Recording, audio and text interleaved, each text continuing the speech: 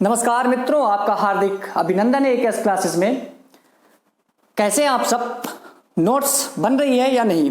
देखिए, प्रारंभ हो चुका है भारतीय भूगोल का। पहली वीडियो और एक दूसरा पार्ट भी अपलोड किया जा चुका है। भूगोल के क्षेत्र में कभी भी ऐसा प्रारंभ आपको देखने को यूट्यूब के क्षेत्र में नहीं मिलेगा। एनालिसिस कर लीजिएगा। वहीं दूसरी ओर मैंने वादा किया था कि सिंधु सिविलाइजेशन मेरी बची हुई है, मेरी नहीं हमारी बची हुई है, और मेरा दायित्व है कि सिंधु सिविलाइजेशन बचा हुआ है, क्योंकि मैं अपने संपूर्ण प्राचीन भारतीय इतिहास जो टाइटल दे रखा हूं ना, उसमें मैं दाग पसंद नहीं करूंगा, अपवाद कि मैंने ऐसा टॉपिक छोड़ दिया है जो मेंस के दृष्टिकोण से तो अपना अलग महत्वपूर्ण स्थान तो रखता ही है, साथ में वनडे एग्जामों में भी इंपॉर्टेंट रोल प्ले करता है। तो चलिए आज हम सिंधु सिविलाइजेशन का भी समापन करने का प्रयास करते हैं। तो इस क्रम में पहली चीज और कि कमेंट के माध्यम से मुझे बताएं कि भूगोल की क्लास कैसी लगी। प्रारंभिक 3 वीडियो मैं मोबाइल के थ्रू बनाऊंगा पीडीएफ फॉर्म में, और वो मेरी नोट्स से पढ़ाया जा रहा है, ठीक है। तो कहने का मतलब यह है कि पसंद यदि कंटेंट आता है तो मुझे आपसे शुल्क नहीं चाहिए। शुल्क के रूप में 4 चीजें चाहिए। पहला तो लाइक, कमेंट तो मुझे प्रेरणा के लिए है। यदि वो आप कमेंट करते हैं, कमेंट करके मेरा उत्साह वर्धन करते हैं, तो वो मुझे भविष्य में बहुत कुछ अच्छा करने के लिए प्रेरित अवश्य करेगा। याद रखिए इस चीज को। और यदि मैं कुछ अच्छा करता हूं तो याद रखिए वो आपके लिए होगा। और साथ में यदि आपको कंटेंट अच्छा लगता है, पूरे YouTube की दुनिया में यदि ऐसा कंटेंट कहीं मिल जाए मित्रों तो बताइए, और यदि नहीं मिलता है तो आपका पूरा दायित्व है कि उन व्यक्तियों तक, उन छात्रों तक, उन मेरे मित्रों तक पहुंचाएं जो इससे बहुत दूर हैं। और आपका परम दायित्व है कि क्योंकि मित्रों शिक्षा छिपाने से नहीं होती है, शिक्षा छिपाने से नहीं बढ़ती है, ज्ञान बांटने से बढ़ता है। हाँ, भ्रांतियां अलग है समाज में और विद्यार्थियों के मन मस्तिष्क में कुछ भ्रांतियां, कुछ लोगों के, ठीक है, अपवाद स्वरूप कह सकते हैं कि ज्ञान हमसे जो चीजें आती हैं या हमारी नोट्स है, ऐसा कुछ है तो हम दूसरे व्यक्ति को नहीं देंगे। लेकिन याद रखिए ज्ञान बांटने से बढ़ता है, ना कि ज्ञान को तिजोरी में कैद कर लेने से, ठीक है। खैर, आप समझदार हैं, मैं तो बहुत छोटा सा व्यक्ति हूं आपके सामने, आपके ज्ञान के सामने, ठीक है। आप तो ज्ञान के महासागर हैं, तो मैं ज्ञान की नदी हूं। चलिए, इसी क्रम में मैं आज समापन करने का प्रयास करने वाला हूं। आज तो नहीं, लगभग 3 पार्ट बनेंगे।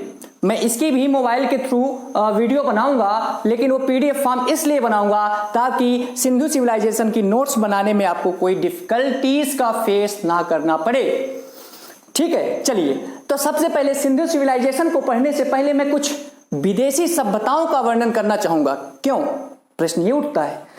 कारण यह है कि जब आप सिंधु सिविलाइजेशन, हड़प्पा सभ्यता, सिंधु सभ्यता इसको पढ़ेंगे ना, तो वहां पर कुछ विदेशी सभ्यताओं का भी वर्णन आएगा, जिक्र आएगा। फिर आप वहां परेशान होंगे, चिंतित होंगे कि यह सभ्यता का संबंध वहां है, ये कहां की सभ्यता है, इसके बारे में जानना आवश्यक है। तरह तरह की बातें आपके मन मस्तिष्क में आएंगी, उभर कर सामने आएंगी। आप उनके उत्तर खोजने में अपना समय व्यर्थ करेंगे, और मैं बिल्कुल नहीं चाहता कि आपका समय व्यर्थ हो, इसलिए सीधे पहले यहीं से स्टार्ट करते हैं। चलिए, वीडियो पूरा देखें, नोट्स भी बनाएं। चलिए, विदेशी सभ्यताएं पहले देखते हैं, पढ़ना इंपॉर्टेंट है। वनडे एग्जामों में पूछ लिया जाता है कि कौन सी ये सभ्यता कहां से संबंधित है, किस नदी से संबंधित है ना। चलिए, कुछ भी नहीं बचेगा, यकीन मानिए, भरोसा रखिए मुझ पर, कुछ भी नहीं छोड़ूंगा। और जब तक पूरा नहीं हो जाएगा प्राचीन भारत का इतिहास, सांस नहीं लूंगा। सांस लूंगा नहीं तो जीवन ही नहीं रहेगा। कहने का मतलब चैन से नहीं बैठूंगा। चलिए, सबसे पहले मित्रों आती है एज़टेक सभ्यता। एज़टेक सभ्यता ये कहां की सभ्यता है? ये मध्य मैक्सिको, जो मिडिल मैक्सिको है, वहां पर ये जन्मी, फली फूली ये सभ्यता, अर्थात सिविलाइजेशन, फॉरेन सिविलाइजेशन के अंतर्गत एज़टेक सभ्यता। क्लियर है? कमेंट करके आप बताएंगे मैक्सिको कहां है, नॉर्थ अमेरिका में है कि साउथ अमेरिका में? दक्षिण अमेरिका या उत्तरी अमेरिका। दूसरी सभ्यता है मित्रों माया सभ्यता, माया सिविलाइजेशन। कहां पर जन्मी है? ये दक्षिणी मैक्सिको में जन्म लेती है। कहां पर? दक्षिणी मैक्सिको में फली फूली। इतना ही जानना है। ये हमारी सभ्यताएं नहीं है, ये विदेशी सभ्यताएं हैं। विदेशियों के केवल नाम ही जानना है। हमारे जो देश की हैं उनका हम विस्तृत अध्ययन करेंगे, गहनता के साथ, विश्लेषण के साथ अध्ययन करेंगे। ठीक है, चलिए तीसरा है मुइस्का सभ्यता, मुइस्का सिविलाइजेशन। ये कोलंबिया के उत्तरी भाग में, नॉर्थ एरिया में या नॉर्थ रीजन में। कहाँ? कोलंबिया के। कोलंबिया कहाँ है? इसका भी उत्तर आप देंगे। चलिए मित्रों अगली सभ्यता है, अगली सिविलाइजेशन है नेक्स्ट जेरिको, जॉर्डन में जन्म लेती है। पांचवी है वेरी इंपॉर्टेंट। सभी इंपॉर्टेंट में क्या बताऊं कौन कौन सी इंपॉर्टेंट है? इंपॉर्टेंट कैसे पूछा जाता है कि निम्नलिखित जो सभ्यता है ये कहां से संबंध रखती है? इंका सभ्यता सिविलाइजेशन, जेरू। कहां? जेरू। चलिए आइए प्रमुख नदी घाटी सभ्यताएं, जो प्रोमिनेंट रिवर्स वैली सिविलाइजेशंस हैं उनकी बात करता हूं। एक साथ मिल जाए आपको ये सब मित्रों तो बताइएगा। ये कंटेंट बनाने के लिए मैंने बहुत संघर्ष किया है और उस संघर्ष की व्याख्या मैं यहां पे करना नहीं चाहूंगा। बस केवल मैं ये बताने का प्रयास कर रहा हूं कि जो आपको थाली मिल रही है, सजी सजाई थाली मिल रही है मित्रों, केवल पढ़ना है, उसे अपने नोट्स पर लिखना है। इतनी सजी हुई थाली तो पुस्तक में नहीं मिलती मित्रों। कर लीजिए कोई भी एक पुस्तक का एनालिसिस। हाँ, हो सकता है कि विदंतियां होती ना, जैसे अपवाद, कुछ ही एकाध होती हैं जो अच्छा एक्सप्लेन करती हैं। लहर आप समझदार है, कहने का मतलब ये है कि नोट्स अवश्य बनाइए। ठीक है, चलिए तो प्रमुख नदी घाटी सभ्यताएं। अब नदी घाटी सभ्यता क्यों मैंने बोला? क्योंकि जो ये मैं चार सभ्यताएं बताऊंगा, 4 सिविलाइजेशन है, जो 4 सिविलाइजेशन है, ये नदी की घाटियों में, जो रिवर्स वैली है ना, उसके आसपास पैदा होती हैं, उसके आसपास फैली फूली, उसके आसपास जन्म लेती हैं।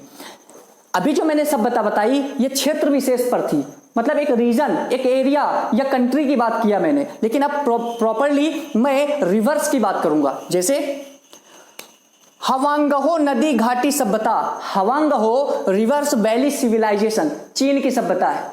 अब आप सोचेंगे कि नदी कहां है इसमें? यही है नदी हवांगहो नदी चीन की नदी है और उसी के नाम के आधार पर उसी को सभ्यता कह दिया गया।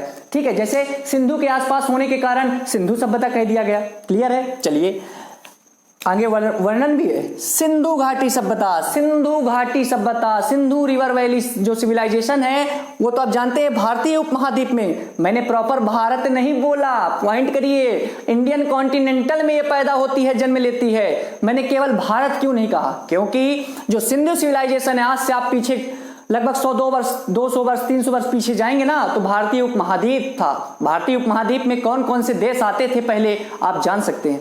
कहने का मतलब यह है कि कौन कौन से देश उस समय, जब सम्राट अशोक जैसे महान शासक होते थे, राजा होते थे, सम्राट होते थे, उस समय ये भारत विखंडित भारत नहीं था मित्रों। आज जो भारत इतना प्राचीन काल में इतना विशाल था, आज वो एक कंट्री बनकर रह गया है, जो पहले भारतीय उपमहाद्वीप हुआ करता था।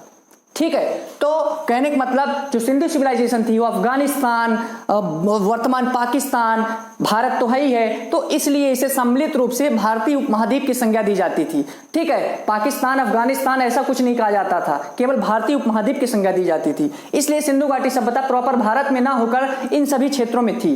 कहने का मतलब ये है। चलिए अगली सभ्यता है जो 3rd नंबर है, दजला फरात नदी घाटी सभ्यता। दजला फरात ये नदी है, दजला फरात नदी घाटी सभ्यता, रिवर्स वैली सिविलाइजेशन, ये मेसोपोटामिया की सभ्यता है। इसे सुमेरिया की सभ्यता भी कहते हैं, सुमेरियन सभ्यता, सुमेरियन सिविलाइजेशन। और वर्तमान में आज ये इराक के नाम से जाना जाता है। इराक, ईरान नहीं, इराक। क्लियर है? तो मेसोपोटामिया का संबंध, बहुत व्यापार हुआ है, बहुत ज्यादा ट्रेड किया गया है सिंधु सभ्यता और मेसोपोटामिया के बीच में। ठीक है,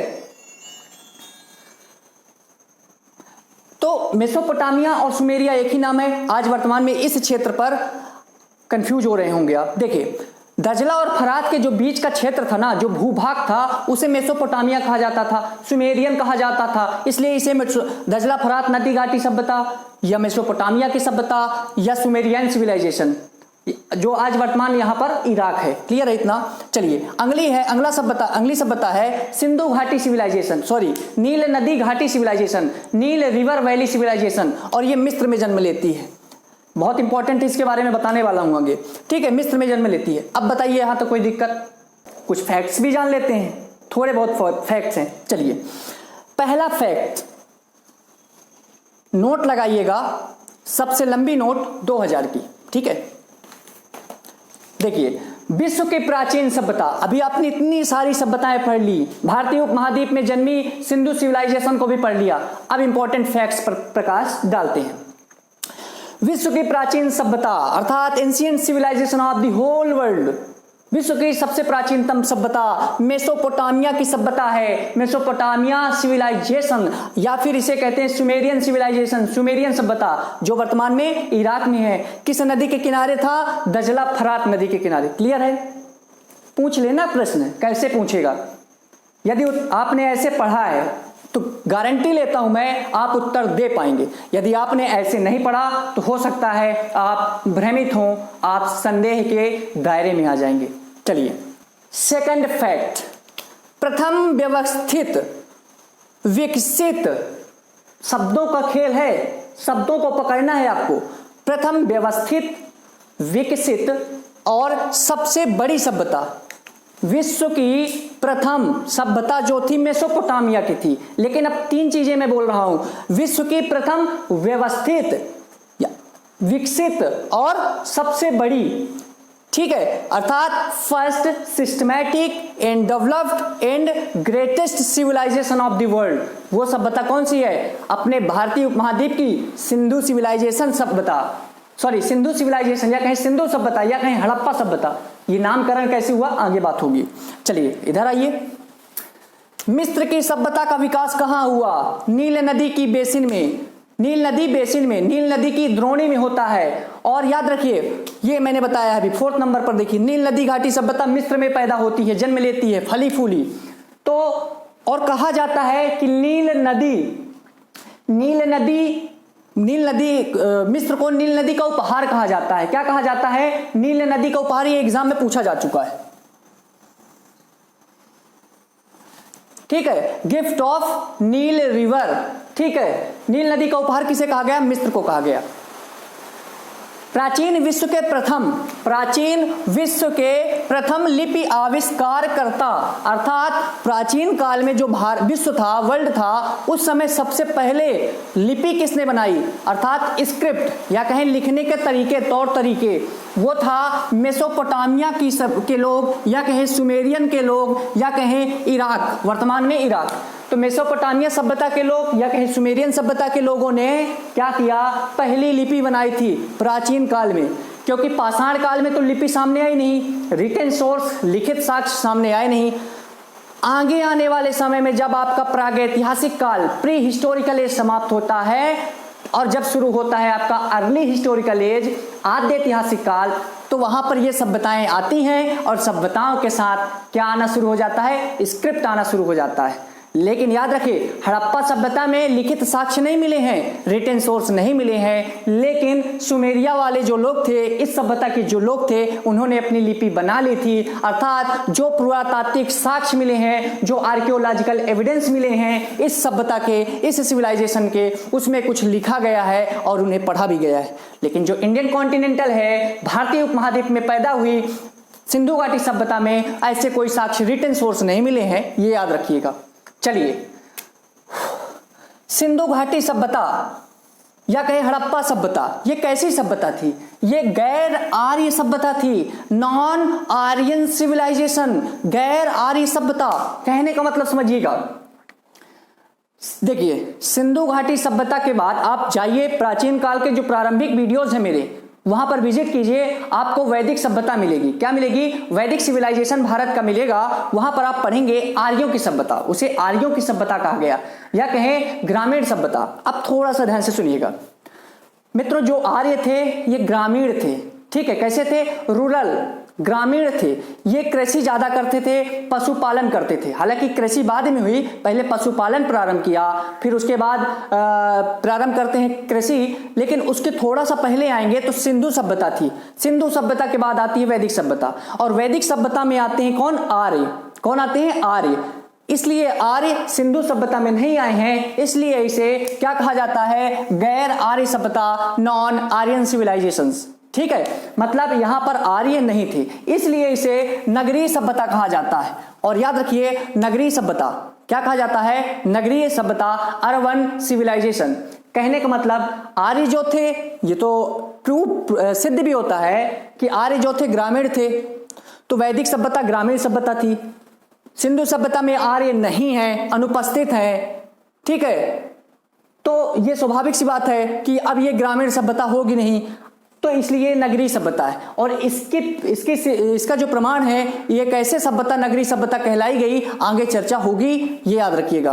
क्लियर यहां तक? चलिए, अगला फैक्ट है, सिंधु सभ्यता को आर्यों से पूर्व रखे जाने का मुख्य कारण, the important factor of keeping the Indus civilization period of the Aryan, मतलब the important factor of keeping the Indus civilization period to the Aryan is pottery. आर्यों से पूर्व रखे जाने का जो मुख्य कारण है वो मृदभांड है, पॉटरी है, वो भी चित्रित मृदभांड, पॉलिश्ड मृदभांड।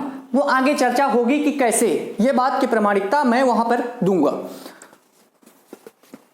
आप जानते हैं सिंधु सिविलाइजेशन को प्रथम नगरीय सभ्यता कैसे कहते हैं। सिंधु सिविलाइजेशन शब्द हटा दीजिए, नगरीय सभ्यता किसी सभ्यता को क्यों कहते हैं और कैसे कहते हैं, आधार क्या है कहने का, कहीं तुक्का तो नहीं मारा गया।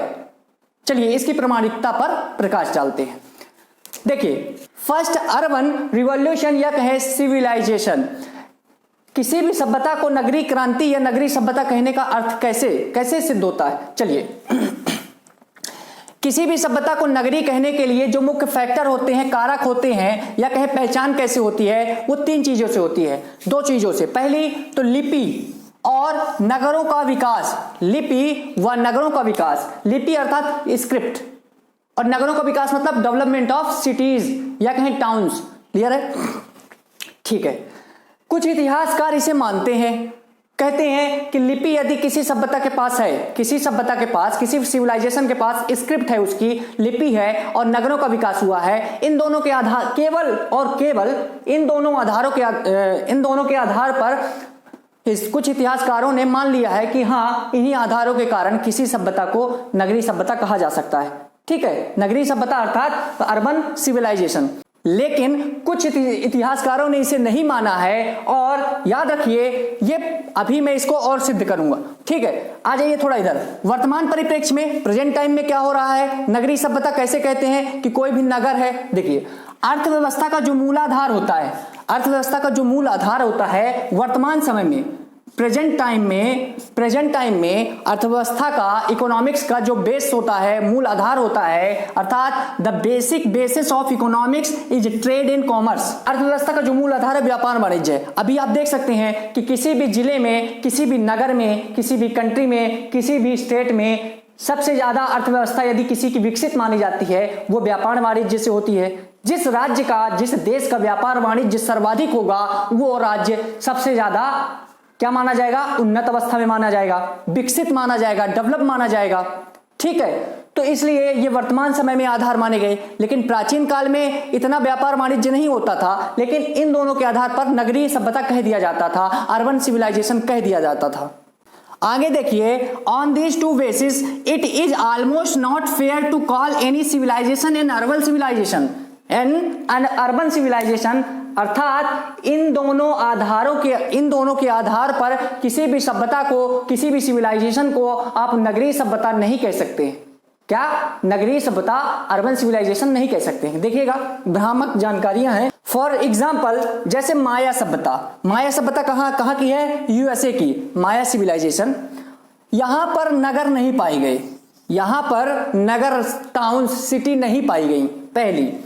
दूसरा है इंका सभ्यता, कहां की है, जेरू की है। ये देखिए, इका सभ्यता, ये जेरू की है। यहां पर लिपि नहीं पाई गई, स्क्रिप्ट नहीं पाई गई, रिटन सोर्स नहीं मिले हैं। ठीक है, जेरिको की सभ्यता जॉर्डन की है। माइसीनियस सभ्यता मिस्र की है। ठीक है, मिस्र की नील नदी भी सभ्यता कहते हैं, माइसीनियस भी सभ्यता है, मिस्र की ही है।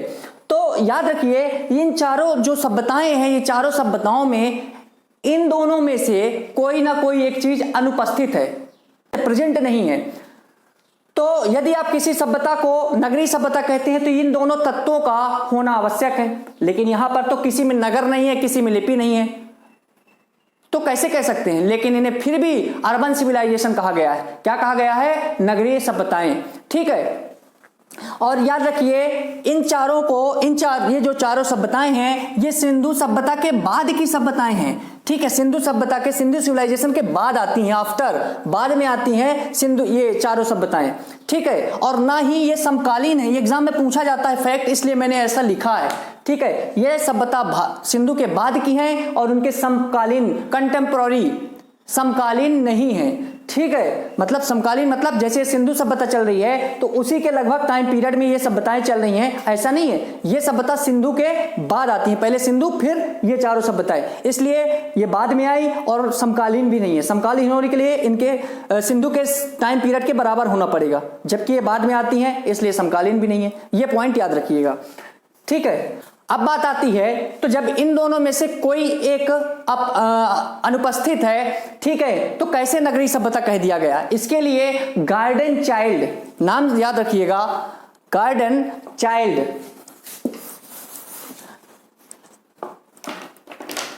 क्या नाम है?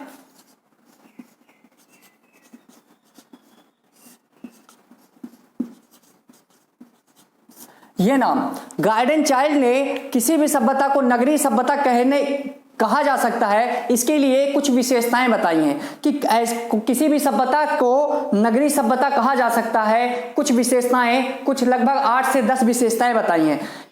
उन्होंने कहा, गार्डन चाइल्ड ने, कि यदि ये 10 लगभग 8 से 2 जो 10 विशेषताएं हैं किसी भी सभ्यता में, यदि इन विशेषताओं के, इन प्रॉपर्टीज के, या कहें इन फीचर, ये ऐसे फीचर्स दिखते हैं तो वो सभ्यता अर्बन सिविलाइजेशन होगी, नगरीय सभ्यता होगी। क्लियर है यहां तक? अब गार्डन चाइल्ड ने जो ये चीज कही है वो आगे के पार्ट में आपसे बात करूंगा, उतना महत्वपूर्ण नहीं है, लेकिन दिशा निर्देश दिए हैं कि किसी भी सभ्यता को आप नगरीय सभ्यता कह सकते हैं कुछ फीचर्स के आधार पर, कुछ विशेषताओं के आधार पर। क्लियर है? अब बताइए, क्या ये समझ में नहीं आया? हाँ, मैं कहता हूं वीडियो की लेंथ बड़ी हो जाती है, लेकिन यदि आपको ज्ञान मिल रहा है तो वीडियो की लेंथ ना देखकर वीडियो का कंटेंट देखें और पढ़ाए जाने का तौर तरीका देखें। उसमें भी यदि आपको खामी दिखती है तो कमेंट के माध्यम से आप मुझे बता सकते हैं। उस त्रुटि के सुधार हेतु मैं निरंतर अथक प्रयास करूंगा। क्लियर है? चलिए, तो अब बताइए, यहां तक समझ में आया तो वीडियो को प्लीज लाइक कर दिया करें, शेयर तो कर दिया करें, ठीक है, और कमेंट तो बनता है। सब्सक्राइब नहीं किए हैं तो कर लीजिए, क्योंकि एंशिएंट हिस्ट्री बस मैं नहीं पढ़ाने वाला हूं, जितने भी सब्जेक्ट हैं सारे पढ़ाऊंगा और सभी सब्जेक्ट में गहनता के साथ पढ़ाऊंगा, निःशुल्क पढ़ाऊंगा। मैं ऐसा नहीं करूंगा कि लगभग 8 से 10 वीडियो डाल दूं बाकी फिर पेमेंट के माध्यम से हो, ना ना ना ना ना, मेरे द्वारा ऐसा नहीं होगा। मेरे द्वारा पूरी क्लास ली जाएगी और वो भी निःशुल्क ली जाएगी, और वादा करता हूं आप घर में बैठ के ऐसी शानदार तैयारी करेंगे जिसकी कल्पना अभी आप नहीं कर रहे हैं। यदि आपका मुझ पर भरोसा है कि वाकई में पूरी सत्यनिष्ठा के साथ मैं आपको पढ़ा रहा हूं, तो मुझे भी आप पर भरोसा है कि आप पूरी सत्यनिष्ठा के साथ पढ़ रहे हैं और पूरी सत्यनिष्ठा के साथ अपनी हस्तलिखित, हाथ से लिखी हुई नोट्स भी बना रहे होंगे। हाँ, यदि आप नहीं बना रहे हैं तो मेरे साथ कुछ भी नहीं हो रहा है। ये स्वयं के साथ आप धोखा दे रहे हैं, स्वयं को धोखा दे रहे हैं, और इसका परिणाम भयंकर होगा और विनाशकारी होगा आपके परीक्षाओं के लिए। आपकी आगामी परीक्षाओं में यह बहुत खतरनाक साबित हो सकता है। तो निवेदन है, हाथ जोड़ के निवेदन है कि नोट्स जरूर बनाएं।